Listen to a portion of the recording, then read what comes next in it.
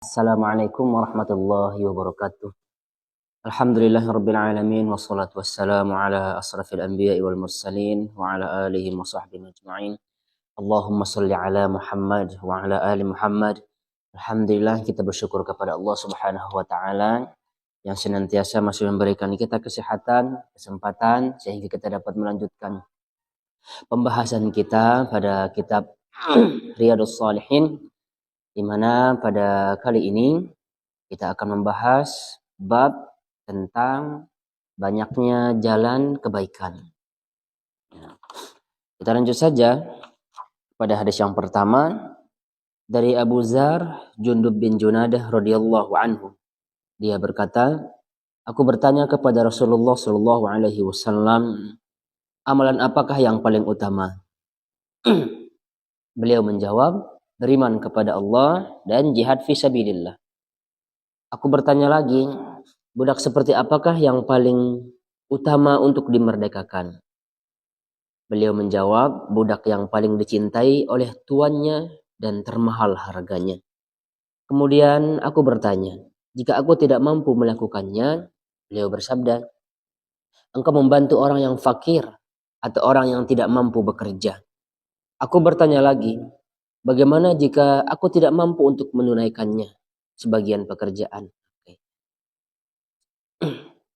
Dia bertanya lagi ya, bagaimana jika aku tidak mampu untuk menunaikan sebagian pekerjaan? Lantas Rasulullah SAW bersabda, engkau menahan diri untuk tidak berbuat kejahatan kepada sesama manusia, karena sesungguhnya yang demikian itu merupakan sedekah darimu untuk dirimu. Nah, dalam hadis ini ya disebutkan bahwa banyaknya jalan untuk berbuat kebaikan, termasuk sedekah. Kalau kita tidak bisa membantu orang fakir, nih misalnya, nah hendaklah kita menahan diri kita untuk tidak melakukan kemaksiatan. Jadi dalam Islam tidak ada alasan untuk tidak berbuat baik. Jika kita tidak bisa memerdekakan budak, kita cari jalan yang lain. Kita membantu orang lain. Jika kita tidak bisa membantu orang lain, ya minimal kita menahan diri kita untuk tidak melakukan kemaksiatan. Nah, maka itu merupakan sedekah bagi kita sendiri. Kita lanjutkan hadis. Dari Abu Dzar radhiyallahu anhu bahwasanya Rasulullah sallallahu alaihi wasallam bersabda, pada setiap pagi dari persendian anggota tubuh salah seorang dari kalian harus dikeluarkan sedekahnya. Setiap tasbih merupakan sedekah. Setiap tahmid, ucapan alhamdulillah ya, adalah sedekah. Tahlil merupakan sedekah. Setiap takbir itu merupakan sedekah. Memerintahkan kepada kebaikan adalah sedekah. Mencegah dari yang mungkar juga sedekah. Dan semua itu bisa digantikan dengan 2 rakaat sholat pada waktu duha. Ini ya. Jadi rasanya tidak mungkin di antara kita yang tidak bisa mengucapkan subhanallah, alhamdulillah, Allahu akbar, la ilaha illallah. Lisan ya, ringan di lisan, tapi timbangannya sangat berat. Setiap kita mengucapkan alhamdulillah, itu merupakan sedekah. Setiap kita mengucapkan Allahu akbar, subhanallah, la ilaha illallah, itu merupakan sedekah. Dan dalam sebuah riwayat juga, ternyata persendian kita ini jumlahnya 360. Dan 360 tersebut harus dipenuhi haknya. Bagaimana cara kita? Ya, salah satunya adalah dengan mengucapkan subhanallah sebanyak-banyaknya, alhamdulillah, Allahu akbar, la ilaha illallah. Jika tidak memungkinkan, hendaklah kita sholat 2 rakaat yang kita kenal dengan sebutan sholat duha. Sholat duha inilah mencakup hak daripada 360 persendian kita ini. Sholat 2 rakaat tidak membutuhkan waktu yang lama ya. Bahkan sebentar. Bisa jadi 2 menit, maksimal paling 5 menit. 2 menit juga bisa. Bahkan 1,5 menit pun juga bisa. Jadi yang mengatakan tidak bisa itu hanyalah orang-orang yang malas saja. Bisa jadi karena kebanyakan maksiat sehingga sholat 2 rakaat pun susah bagi dirinya. Kita berlindung kepada Allah dari hal-hal yang demikian. Kita lanjut. Dari Abu Dzar berkata, Nabi Shallallahu Alaihi Wasallam bersabda, semua amalan umatku diperlihatkan kepadaku, baik itu yang baik maupun yang buruk. Aku mendapatkan di antara kebaikan adalah menyingkirkan gangguan dari jalan. Dan aku mendapatkan di antara keburukannya adalah ingus yang dibiarkan di masjid tanpa dikubur, tanpa dibersihkan. Nah, ini ya, saudaraku yang dirahmati Allah Subhanahu wa taala. Hal-hal yang kecil yang kita lakukan itu akan ditampakkan nanti di akhirat. Semuanya dicatat. Begitu juga hal keburukan yang kecil yang kita lakukan itu juga pasti dicatat. Bukankah ada malaikat yang ditugaskan oleh Allah Subhanahu wa taala untuk mencatat perbuatan baik kita? Ada yang malaikat yang di sebelah kanan kita. Yang bertugas mencatat keburukan kita, ada malaikat yang di sebelah kiri kita. Jadi kita tidak bisa terhindar. Kita tidak bisa menghindar atau menyembunyikan apa yang sudah kita lakukan. Baik itu yang baik ataupun yang buruk. Jadi semuanya akan dicatat dan ditampakkan nanti di akhirat. Kita lanjutkan. Dari Abu Dzar radhiyallahu anhu, bahwa beberapa orang sahabat pernah menyampaikan keluhan kepada Nabi Shallallahu Alaihi Wasallam. Wahai Rasulullah, kata mereka ya, orang-orang kaya pergi dengan membawa pahala yang banyak. Mereka sholat sebagaimana kami sholat. Mereka berpuasa, wahai Rasulullah, sebagaimana kami berpuasa. Tetapi, kata mereka ya, mereka bersedekah dengan kelebihan harta mereka. Kemudian beliau bersabda, Bukankah Allah telah menjadikan bagi kalian apa yang bisa kalian sedekahkan? Sungguh setiap tasbih itu sedekah, takbir sedekah, setiap tahmid sedekah, setiap tahlil itu sedekah. Memerintah kebaikan adalah sedekah, mencegah kemungkaran adalah sedekah. Dan pada kemaluan kalian, ya, berhubungan badan maksudnya, terdapat sedekah. Mereka bertanya, wahai Rasulullah, apakah salah seorang di antara kami yang melampiaskan syahwatnya mendapatkan pahala? Beliau bersabda, bukankah jika ia menyalurkan pada yang haram akan mendapatkan dosa? Begitu pula jika ia menyalurkan pada yang halal, maka dia akan mendapatkan pahalanya. Masya Allah, luar biasa ya.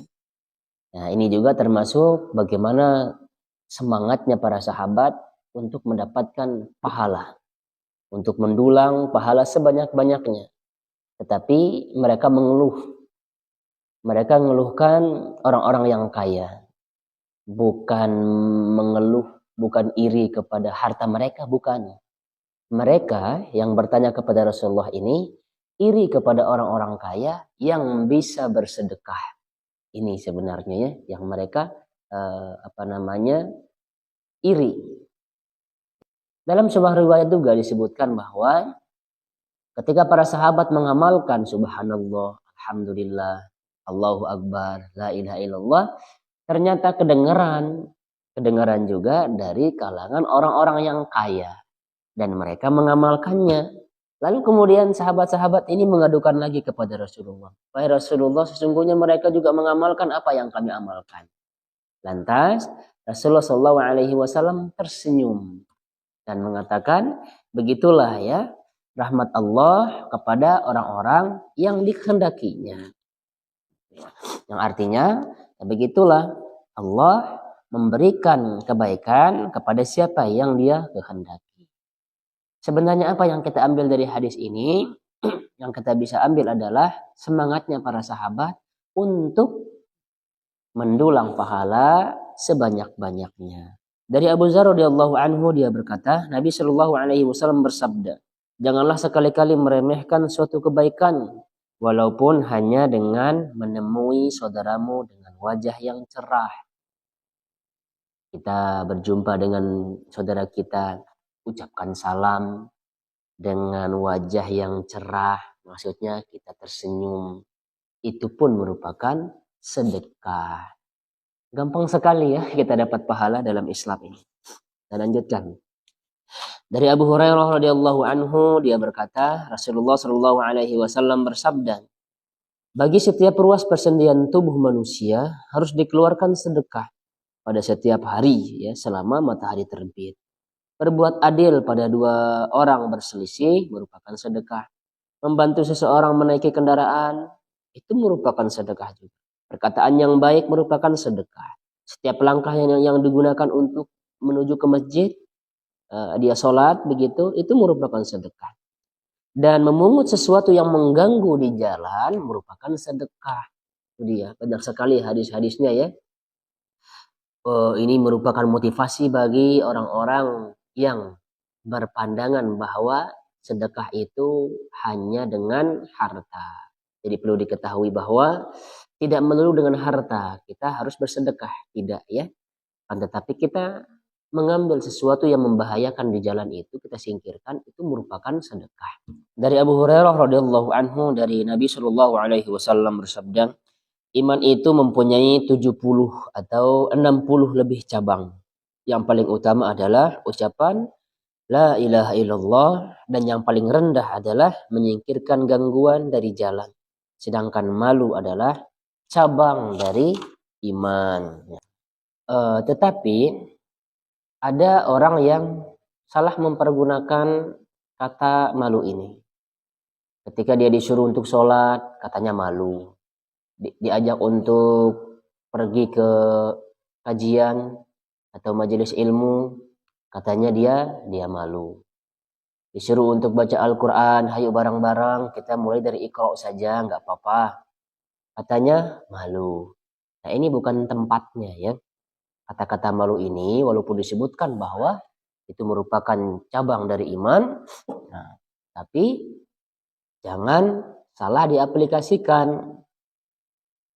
Kita bacakan saja ya semua hadis, hadis-hadis tentang banyaknya jalan kebaikan. Dari Abu Hurairah radhiyallahu anhu bahwasanya Rasulullah shallallahu alaihi wasallam bersabda, ketika seseorang sedang berjalan di suatu jalan, tiba-tiba ia merasa sangat kehausan. Kemudian dia mendapatkan sumur, maka ia turun dan minum airnya. Kemudian setelah keluar, ia melihat seekor anjing yang menjulurkan lidahnya, menjilati tanah karena kehausan. Kemudian orang itu bergumam, anjing ini benar-benar kehausan, sebagaimana aku tadi, katanya ya. Kemudian dia turun lagi ke dalam sumur dan mengisi sepatunya dengan air sampai penuh. Kemudian dia menggigit sepatunya dan naik ke atas, lalu memberikannya kepada anjing itu. Maka Allah Subhanahu wa taala memuji perbuatan orang itu dan mengampuninya. Para sahabat bertanya, wahai Rasulullah, apakah menolong binatang juga kita memperoleh pahala? Beliau menjawab, pada setiap makhluk yang mempunyai jantung, yang hidup, ada pahala. Sebagai balasan atas perbuatan baiknya. Muttafaqun alaih. Di riwayat yang lain juga, ya, ini disebutkan bahwa yang mengambilkan air untuk anjing ini adalah seorang wanita tuna susila, seorang wanita pelacur. Tetapi dia diampuni oleh Allah dengan kebaikannya yang sedikit itu. Jadi sedikit banyaknya sebuah amalan itu dilihat dari niatnya dan caranya. Dari Abu Hurairah radhiyallahu anhu, Nabi Shallallahu alaihi wasallam bersabda, sungguh aku melihat seorang bersenang-senang di dalam surga disebabkan ia memotong dahan yang berada di tengah jalan karena mengganggu kaum muslimin yang lewat. Nah, ini juga sudah saya jelaskan ya di pengajian di masjid-masjid. Maka di kesempatan ini saya hanya baca saja hadis-hadisnya ya.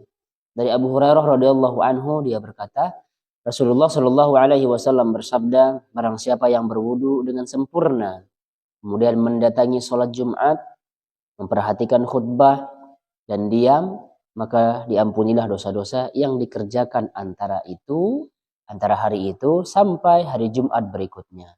Ditambah 3 hari berikutnya. Dan barang siapa yang mempermainkan kerikil pada khutbah, maka sia-sialah Jumatnya. Kita lanjutkan. Dari Jabir radhiyallahu anhu, dia berkata, Rasulullah Shallallahu Alaihi Wasallam bersabda, tidaklah seorang muslim menanam sebuah tanaman kecuali apa yang dimakan darinya itu adalah sedekah. Apa yang dicuri darinya adalah sedekah untuknya. Dan apa yang diambil seseorang juga menjadi sedekah baginya. Semuanya sedekah ya.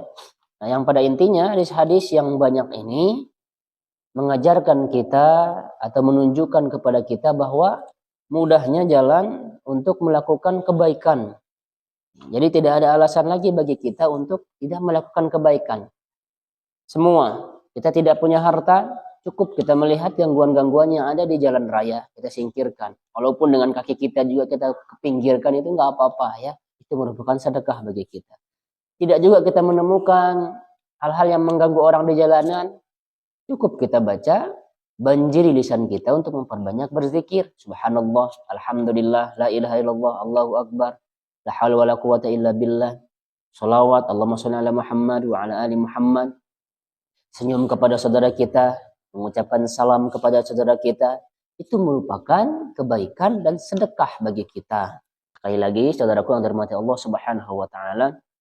Jadi pada hadis-hadis ini kesimpulannya memotivasi kita untuk berbuat kebaikan dan bersedekah setiap harinya sepanjang hidup kita. Dan hadis ini juga menunjukkan kepada kita bersedekah itu tidak melulu dengan uang. Mendapatkan pahala tidak melulu dengan uang atau sholat sunnah yang berat menurut kita. Contohnya apa? Sholat tahajud misalnya. Nah itu cukup berat bagi banyak orang. Kalau tidak melakukan hal demikian, dapatkan pahala di jalan-jalan yang lain, dengan cara yang lain. Menyingkirkan sesuatu yang membahayakan, juga mendapatkan pahala. Kita tidak mendapatkan sesuatu yang membahayakan di jalan raya, misal, ya kita banjiri lisan kita untuk berzikir. Gampang. Subhanallah dapat pahala. Alhamdulillah dapat pahala. Allahu Akbar dapat pahala. La ilaha illallah dapat pahala. Allahumma shalli ala Muhammad dapat pahala. Senyum kepada saudara kita dapat pahala. Menebarkan salam kepada saudara kita mendapatkan pahala. Dan yang lainnya. Banyak sekali ya. Mudah-mudahan ini ada manfaatnya. Subhanakallahumma bihamdika. Asyhadu an la ilaha illa anta. Astaghfiruka wa atubu ilaik. Assalamualaikum warahmatullahi wabarakatuh.